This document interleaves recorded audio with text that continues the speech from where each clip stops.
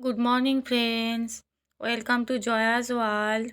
বন্ধুরা, আজ আমি তোমাদের সঙ্গে শেয়ার করব কিভাবে টেবিল তৈরি করা যায়। পুরনো কার্ডবোর্ড দিয়ে কিভাবে টেবিল তৈরি করলাম। এই যে দেখো, সেন্টার টেবিলটা দেখতে পাচ্ছ তোমরা। সেন্টার টেবিল বলো, টি টেবিল বলো, যাই বলো না কেন, কিভাবে এটা তৈরি করলাম সেটাই আজ তোমাদের সঙ্গে আমি শেয়ার করব। আগের একটা ব্লগে আমি তোমাদের সঙ্গে শেয়ার করেছি সোফা কিভাবে তৈরি করা যায়। দেখতেই পেলে টেবিলের পেছন দিকে রাখা আছে সোফাটা। এটা কিন্তু আমি আগের ব্লগেই তোমাদেরকে শেয়ার করেছি।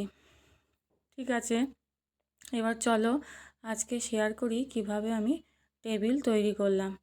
এই টেবিলটা তৈরি করতে কি কি লেগেছে চলো সেটাই দেখাই তোমাদেরকে।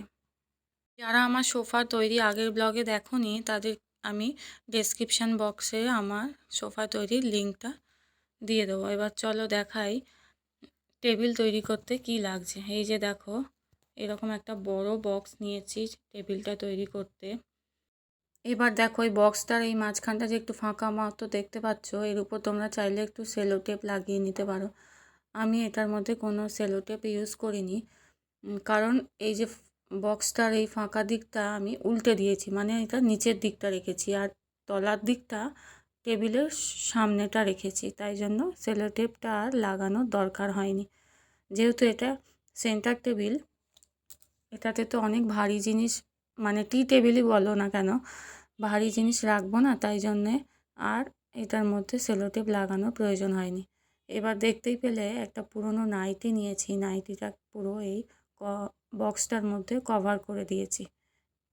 পুরনো নাইটি বললে ভুল হবে বন্ধুরা, কারণ নাইটিটা আমার প্রায় একদম নতুনই ছিল, শুধু হাতাটা একটু ছিঁড়ে গেছিলো।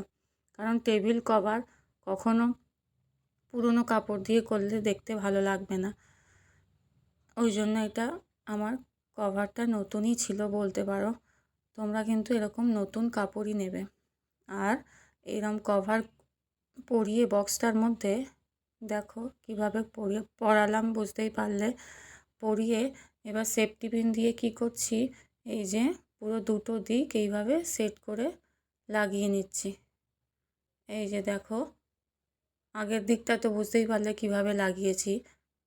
এইভাবে সেট করার জন্য তোমরা কিন্তু গ্লুও ইউজ করতে পারো। আমি এখানে গ্লু ইউজ করিনি, কারণ এটা যাতে ময়লা হলে আমি ওয়াশ করতে পারি, তাই জন্য আমি এইরকমভাবে সেফটি পিন দিয়ে লাগিয়ে সেট করে নিয়েছি। দেখো কভারটা কিন্তু আমার পুরোটাই র্যাপ করা হয়ে গেছে। এবার কি করতে হবে দেখো, টেবিলটাকে কি করছি দেখো, এবার অন্য একটা কাপড় দিয়ে টেবিলের ওপরটা এইরকমভাবে পেতে দিতে হবে। কাপড়টা একটু লম্বা নেবে বন্ধুরা, যাতে যে দুটো দিক তুমি সেফটি পিন লাগিয়েছো সেটা যেন পুরোটাই ঢাকা পড়ে যায়, যাতে দেখা না যায় যে ওই জায়গাটা তুমি সেফটি পিন লাগিয়েছো।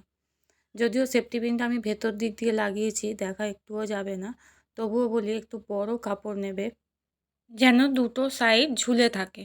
দেখো বন্ধুরা, আমার কিন্তু সেন্টার টেবিল তৈরি হয়ে গেল। দেখতেই পেলে কত সহজে ঘরে একদম ফেলে দেওয়া জিনিস দিয়েই তৈরি করে নিলাম। আমার এই সাদা যে ওপরে কাপড়টা পেতেছি এটা কিন্তু নতুন ছিল একদমই। দেখো বন্ধুরা কেমন লাগলো আমার এই টি টেবিল তৈরি, কেমন লাগলো অবশ্যই করে কিন্তু তোমরা কমেন্ট করে জানিও। আর ভালো লেগে থাকলে একটা লাইক করে দিও বন্ধুরা। দেখতেই পেলে পুরনো একদম ফেলে দেওয়া জিনিস দিয়ে কিভাবে আমি সেন্টার টেবিল তৈরি করলাম। একটা নতুন ধরনের সেন্টার টেবিল তৈরি হলো কিন্তু এটা। এই রকম ধরনের টেবিল কিনতে বাজারে কিন্তু গেলে তোমাদের কিন্তু অনেক টাকা নিয়ে নেবে, কিন্তু দেখো এটা একদম ঘরে ফেলে দেওয়া জিনিস দিয়ে কীরকম একটা সুন্দর স্টাইলিশ টেবিল তৈরি হয়েছে।